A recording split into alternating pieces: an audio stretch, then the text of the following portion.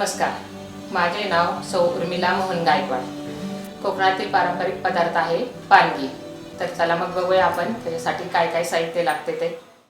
पानगीसाठी लागणारे साहित्य आपण बघूया काय काय आहे ते। तांदळाचे पीठ, गोळ, वरून लागण्यासाठी तूप, केळीचे पान, वेलची, जायफळ, सुंठ, मीठ, बदाम, खसखस, ओले नारळ, काजू आणि पाणी। प्रथम पाणी टाकूयात। पाण्यामध्ये गूळ टाकायचा।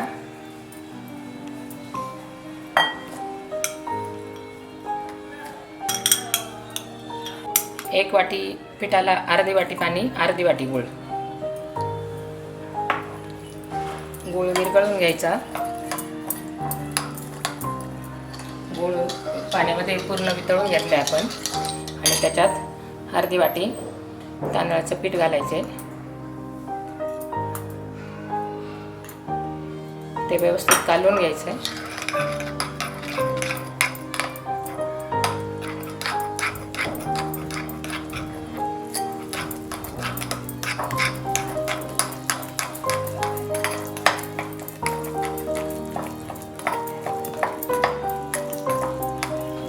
चिमूटभर मीठ टाकायचे।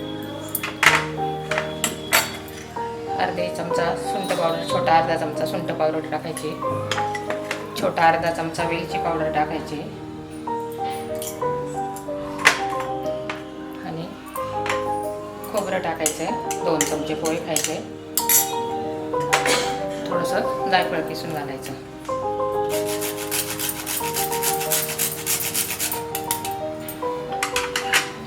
आणि चांगलं मिक्स करून घ्यायचं।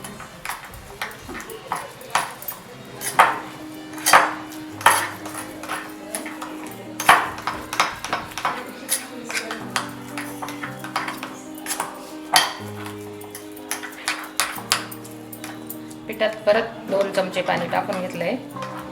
थोडंसं पिठाचं असं ओलसर झालं पाहिजे इतपत, खूप पातळ पण नाही आणि खूप घट्ट पण नाही। आपण तवा ठेवू आणि गॅस पेटवून घेऊ। नंतर केळीच्या पानावरती पानगी बनवून घ्यायची।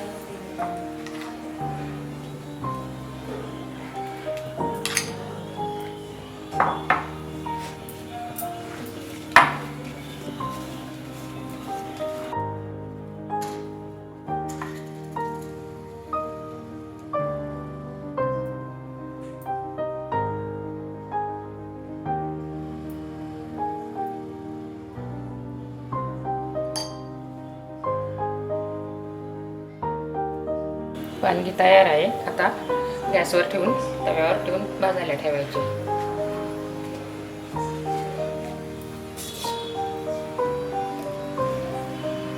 पाच मिनिट एका बाजूने भाजायची, दुसऱ्या बाजूने 5 मिनिट भाजायची। झाकण ठेवून आता 5 मिनिट एका बाजूने पानगी होऊ द्यायची। 5 मिनिट झालेले आहेत। आपण आता उघडून बघूया।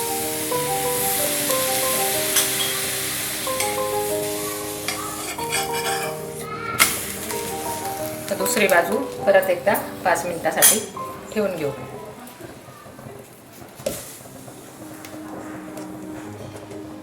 दुसरी बाजू आपण 5 मिनिटांनी भाजून घेतली। 5 मिनिटासाठी उघडतोय झाकण।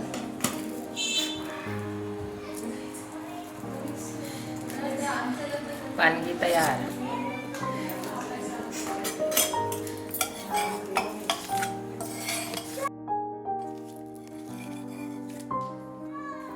आपली पानगी खाण्यासाठी तयार आहे। चला मग टेस्ट करून बघा कसा झाला पदार्थ पानगी।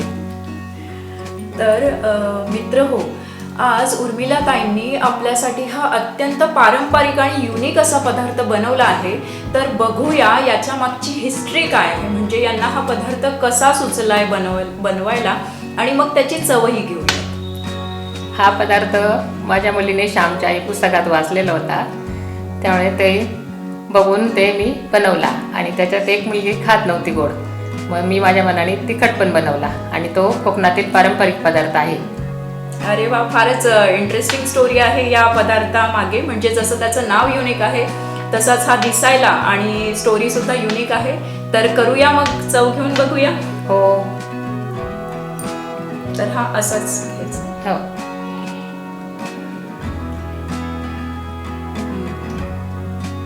छान, मस्त, रुचकर झालाय, अगदी स्वादिष्ट, खूप छान ताई.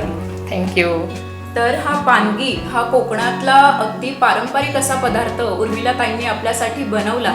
खास त्या मनमाडून इथे आल्या आणि फूड मंचसाठी इतकी छान रेसिपी त्यांनी आपल्याला दिली. हा लुप्त होत चाललेला पारंपरिक असा पदार्थ आहे जो आपण फक्त फूड मंचवर एक्सक्लुझिव्हली दाखवलेला आहे. तर आभार ताई तुमचे, इथे आलात आणि इतका छान असा रुचकर पदार्थ तुम्ही आमच्या फूड मंचसाठी बनवला. तर धन्यवाद. थँक्यू. माय मंसने मला ही संधी दिलेली आहे त्याच्याबद्दल खूप आभारी.